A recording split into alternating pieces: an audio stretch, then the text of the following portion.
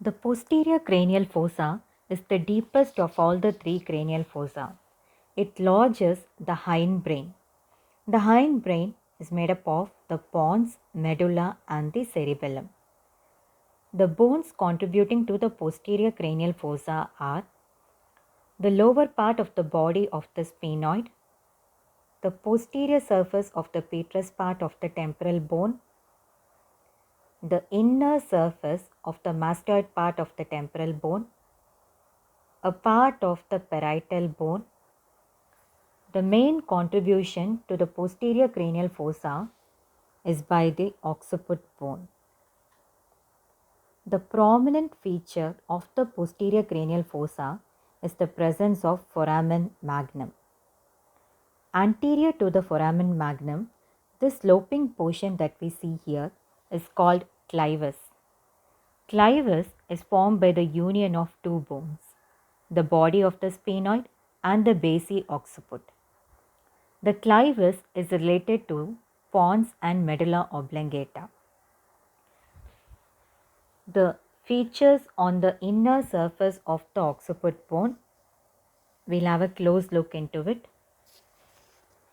So on the inner surface of the occipital bone, this elevation that we see here, that's the internal occipital protuberance.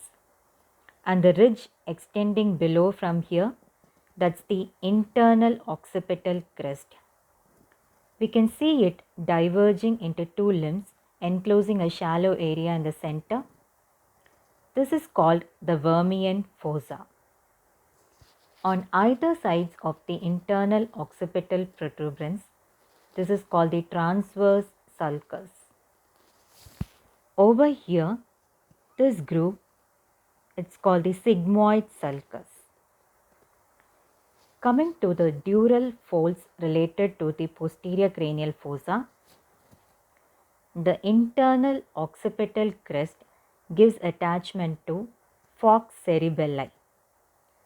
Falx cerebelli separates the right and left cerebellar hemispheres. Above the internal occipital protuberance, this crest, it gives to the attachment to posterior part of the falx cerebri. The falx cerebri separates the right and the left cerebral hemispheres. The transverse sulcus on either side of the internal occipital protuberance gives attachment to the tentorium cerebelli, which separates the cerebrum from the cerebellum. Coming to the dural venous sinuses present in the posterior cranial fossa, this region has the occipital sinus within the falx cerebelli. Over here, we'll have the posterior part of superior sagittal sinus.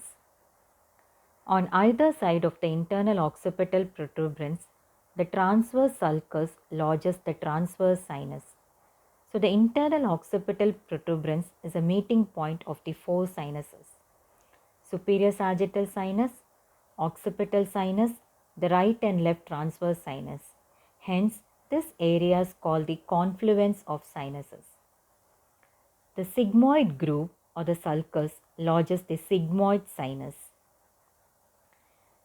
The petrous part of the temporal bone, the superior border of it is related to the superior petrosal sinus, and the inferior part is related to the inferior petrosal sinus. Now coming to the foramen present in the posterior cranial fossa, over the posterior surface of the petrous part of the temporal bone, that is the internal acoustic meatus. Between the petrous part of the temporal bone and the occiput bone, this one is the jugular foramen. This is a foramen magnum. Just above it, this is the hypoglossal canal. This bony projection overhanging the hypoglossal canal is called the tuberculum jugular.